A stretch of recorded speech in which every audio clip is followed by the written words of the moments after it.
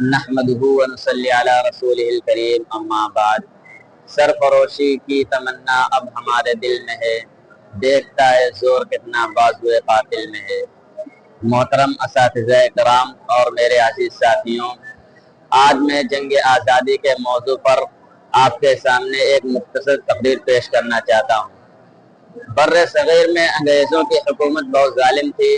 انہوں نے ہمارے لوگوں پر ظلم کیا، ہماری دولت لوٹی، ہمارے مذہب اور تہذیب کو نقصان پہنچایا۔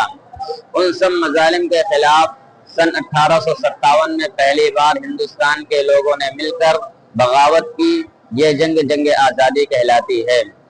ہمارے بہادر سپاہی، علماء اور ہندوستان کے تمام باشندوں نے مل کر انگریزوں کے خلاف لڑائی کی، اور کچھ مشہور شخصیات جیسے ٹیپو سلطان، شاہ عبدالعزیز، محدث دہلوی، بہادر شاہ ظفر وغیرہ پہلے ہی انگریزوں سے لڑ چکے تھے۔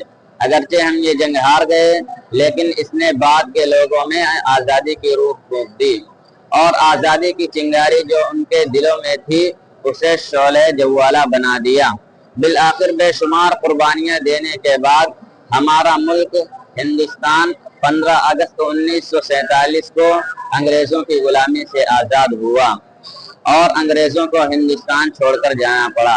میرے ساتھیوں، ہم اپنے بزرگوں کی اور مجاہدین کی اور جنگ آزادی میں حصہ لینے والوں کی قربانیوں کو یاد رکھیں، اور دوسروں کو بھی اس کے بارے میں بتلائیں، تاکہ وہ اس بات کو یاد رکھیں کہ اس ملک کی آزادی میں مسلمانوں نے بھی بہت اہم رول ادا کیا ہے۔